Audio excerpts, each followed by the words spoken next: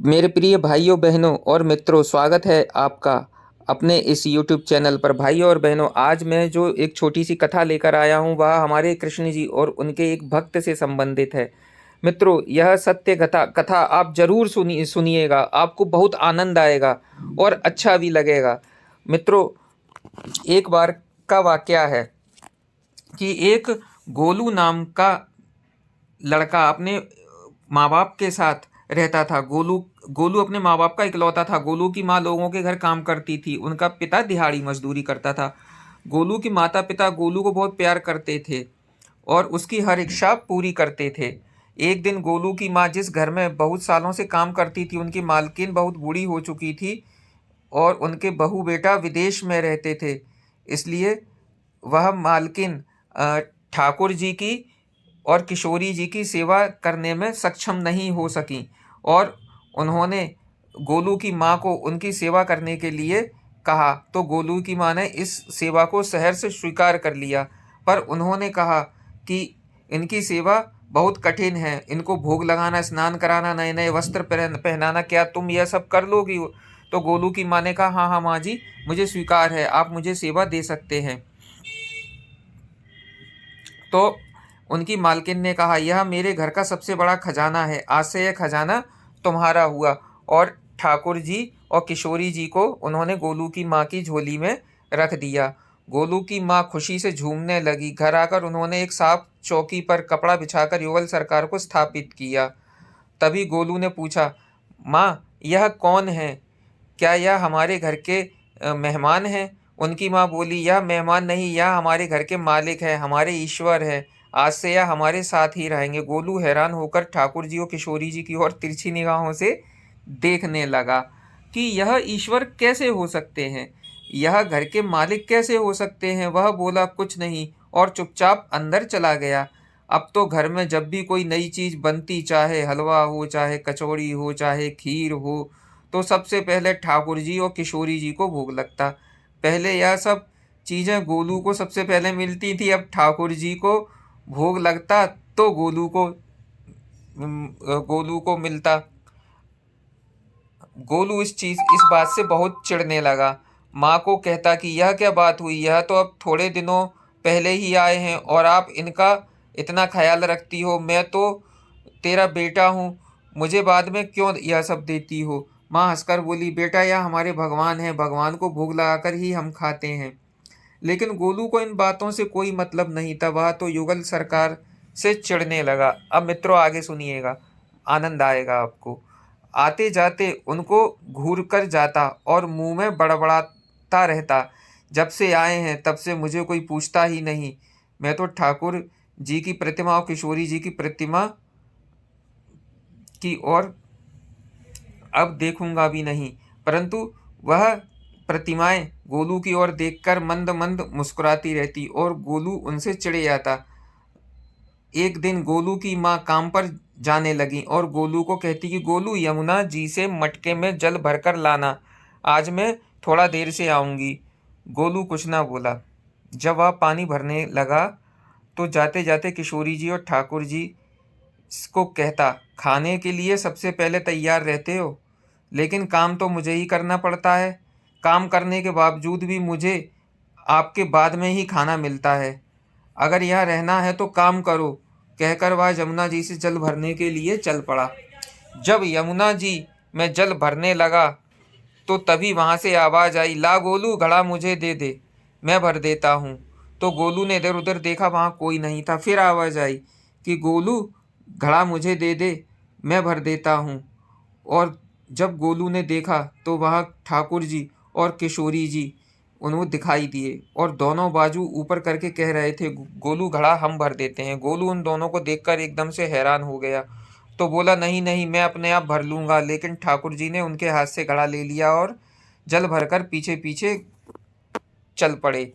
गोलू तो एकदम से हक्का बक्का हो गया, उसको कुछ नहीं सूझ रहा था। वह घर आकर चुपचाप कोने में बैठ गया और डर रहा था कि अगर माँ को पता लग गया कि मैंने ठाकुर जी और किशोरी जी से काम करवाया है तो आज तो मेरी पिटाई पक्की होगी।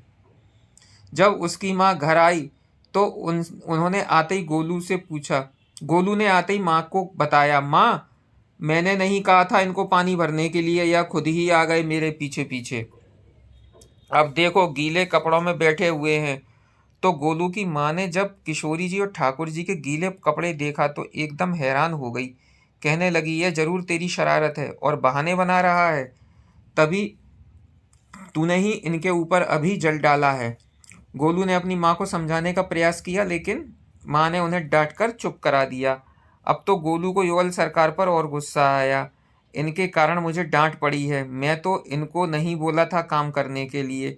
अगले दिन माँ फिर काम पर गई। गोलू को बोली, गोलू तेरे बाबा कुछ काम से बाहर गए हैं, घर में अनाज नहीं है, तो कुछ अनाज लेकर चक्की से पिसवा लाना, तब तक मैं लोगों के घर का काम करके आती हूँ। गोलू ने हामी भर दी। गोलू ने अनाज का कनस्तर धीरे से उठाया ही था कि युगल सरकार पीछे पीछे आ गए और दबे पांव घर के बाहर। जैसे ही गोलू दबे पांव घर के बाहर निकला, ठाकुर जी भी पीछे पीछे आ गए और गोलू के हाथ से अनाज का कनस्तर लेकर अनाज पिसवाने के लिए घर से निकल पड़े। घर आकर गोलू का डर के मारे फिर बुरा हाल था कि अगर माँ को पता चल गया आज उन्होंने फिर काम किया है तो माँ मुझे डांट लगाएगी। वह चुपचाप दरवाजे की ओट में छिप गया।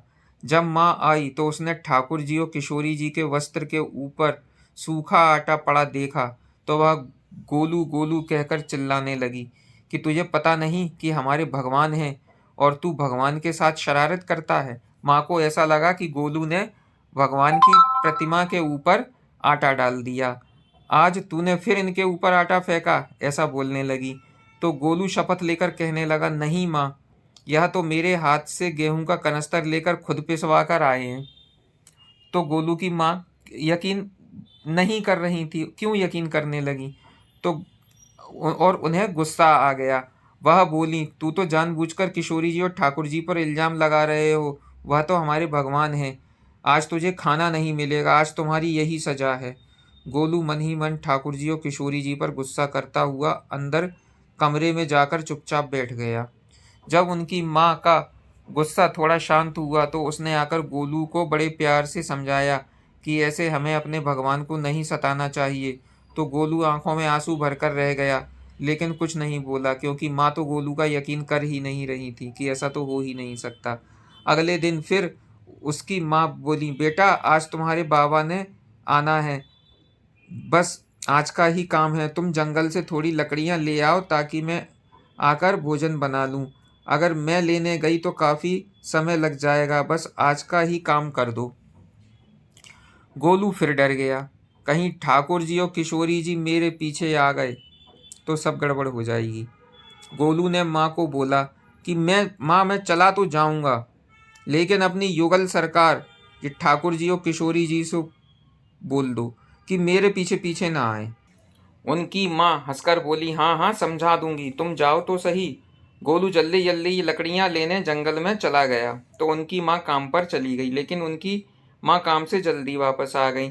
जब घर आकर देखा तो युगल सरकार अपनी चौकी पर विराजमान नहीं है। वह तो एकदम से घबरा गई, कहीं गोलू की शरारत तो नहीं, कहीं युगल सरकार को उसी ने तो नहीं उठाया। वह भागी भागी जंगल की तरफ गई। तभी उसने देखा कि गोलू के साथ दो लोग और लकड़ियां लेकर घर आ रहे हैं। गोलू की माँ यह देखकर हैरान हो गई कि यह तो किशोरी जी और ठाकुर जी हैं। वह तो एकदम से हैरान होकर परेशान होकर मूर्छित होने लगी और मूर्छित होते होते फिर वह संभल गई। यह क्या, हमारे भगवान हमारा काम कर रहे हैं। इसका अर्थ गोलू ठीक कह रहा था। वह जल्दी जल्दी भागकर ठाकुर जी और किशोरी जी के पास गई और लकड़ियां उनके हाथों से लेते हुए उनके चरणों में गिरकर रोती हुई बोली, हे भगवान, हे लाडली जू सरकार, क्या आप क्या कर रहे हो? मुझ गरीब का काम क्यों कर रहे हो? ठाकुर जी और किशोरी जी मुस्कुराते हुए बोले, हमें तो तेरे बेटे पर बहुत प्यार आता है। सब लोग हमें भगवान समझते हैं, लेकिन एक तेरा बेटा ही था जो हमें अपना मानता था। अपना मानकर वो हमें डांट भी देता था, हमारे साथ गुस्सा भी होता था। वह हमारे साथ ऐसा व्यवहार करता था जैसे हम उनके अपने हैं। शेष लोग तो हमें भगवान मानकर हमारी पूजा करते हैं, और हमें जो एक बार अपना मान लेता है तो हम उनके मान के लिए उनके ही हो जाते हैं। तुम्हारा बेटा गोलू बहुत ही भोला है और उसके मन में कोई पाप नहीं, इसलिए हमें गोलू के साथ काम करने में लज्जा नहीं आती। गोलू उनकी बातें सुन रहा था। वह आकर अपनी माँ के साथ बैठ गया। हाथ जोड़कर ठाकुर जी से प्रार्थना करने लगा, हे श्यामाजू, मुझे नहीं पता था कि आप भगवान हो। मैंने भूलवश आपको कई बातें सुना दी, मेरी भूल को क्षमा करना। भगवान ने उसको उठाकर अपने हृदय से लगाते हुए कहा, नहीं नहीं गोलू, तुम तो हमारे बहुत प्रिय सखा हो। तुम जैसे भोले भाले भक्त हमको बहुत प्रिय हैं।